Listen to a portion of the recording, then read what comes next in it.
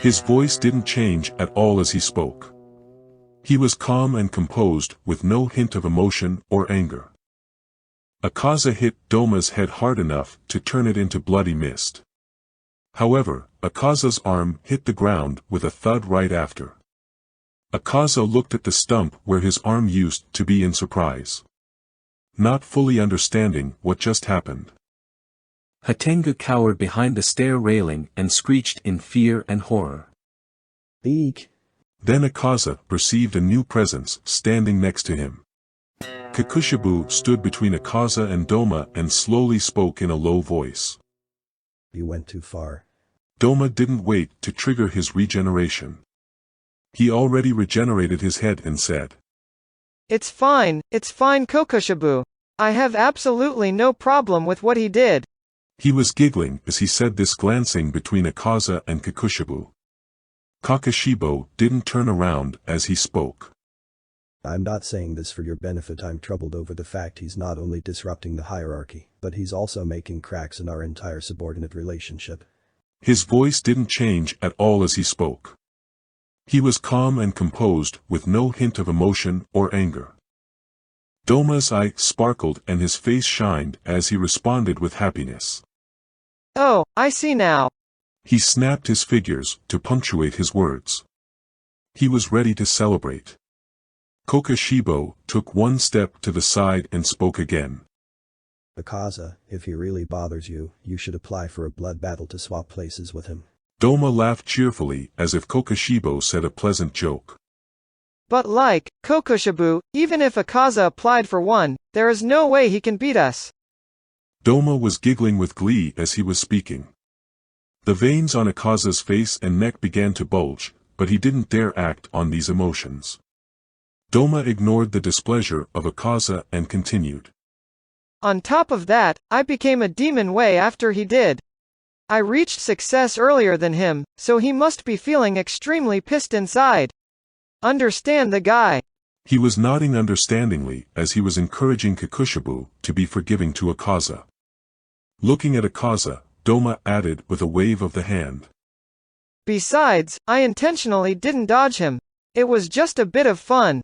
This is my way of getting along with him. Superior beings must give leeway to those lower than them and not scold them over minor. Kokashibo interrupted Doma with a slightly sharper tone, demanding a response. Akaza, did you understand what I wanted to say? Kokashibo focused all 6 eyes on Akaza, making sure to get a clear answer. Akaza softly said, flatly, to not anger Kokashibo. I did. Looking straight into Kokashibo's face, he added firmly and boldly. I will kill you for sure. Kokashibo flatly responded while walking away, unbothered by the threat. Good luck with that. Farewell, Kakushibu.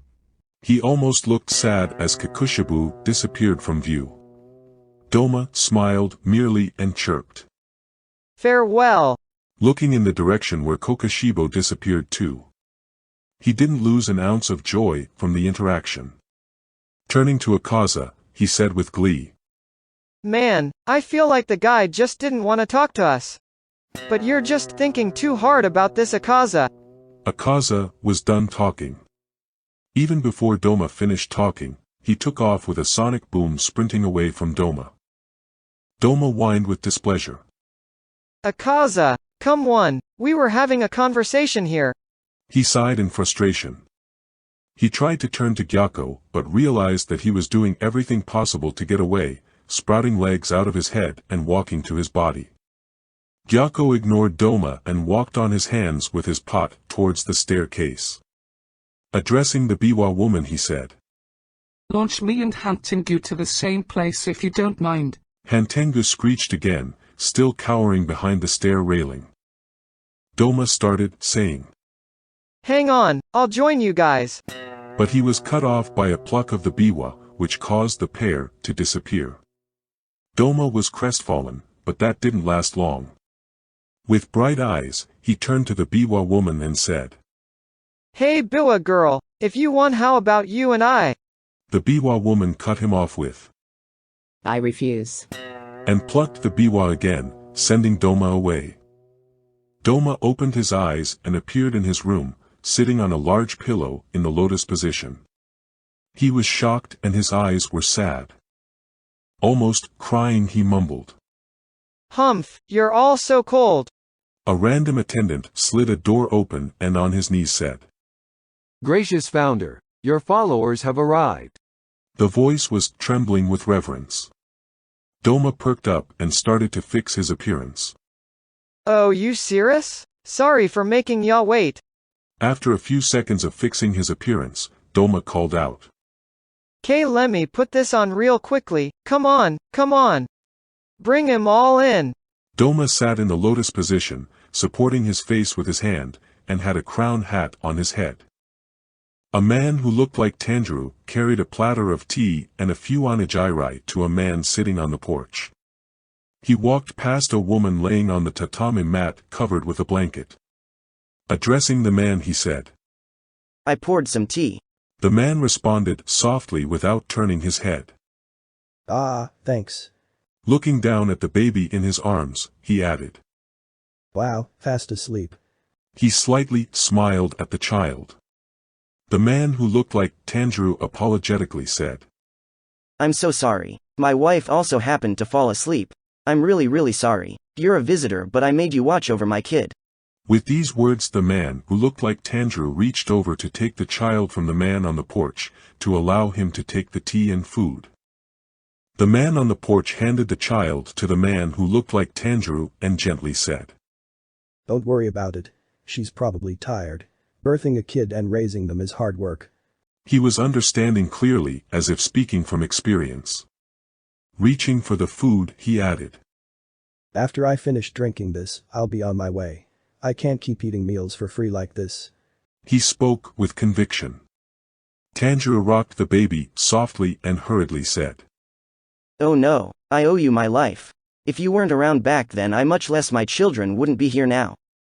He spoke strongly with conviction. The man took a sip of tea without responding to Tanjiro. Tanjiro looked at him perplexed.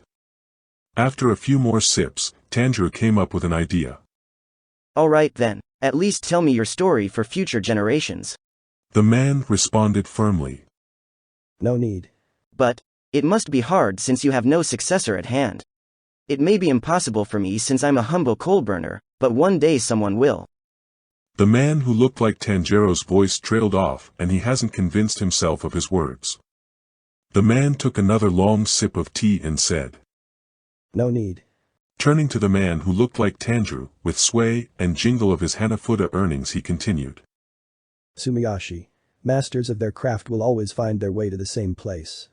He paused, waiting for man who looked like Tanjiro to respond, but he didn't. Looking at the woman sleeping on the tatami mat, the man continued softly. Even if the times have changed, even if they have taken different paths to that point, they will always go to the same place. Looking at Tanjiro's wide-eyed face, the man continued. You seem to see me as some kind of special human, but that's not true. Standing up, he fixed the position of his sword and stated flatly. I couldn't protect a single thing that was precious to me. I couldn't achieve what I was supposed to achieve in life. With a deep sigh, he started walking while saying, I'm a man of no worth. His body drifted away from Tanjiro.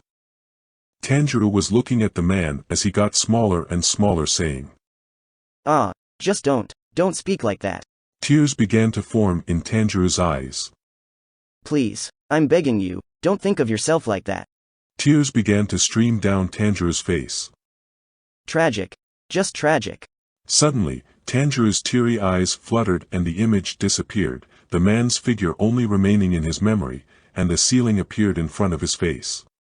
Hoarsely he grunted. A dream. Where am I? Then Tanjiro's attention was gripped by the sound of crashing ceramics.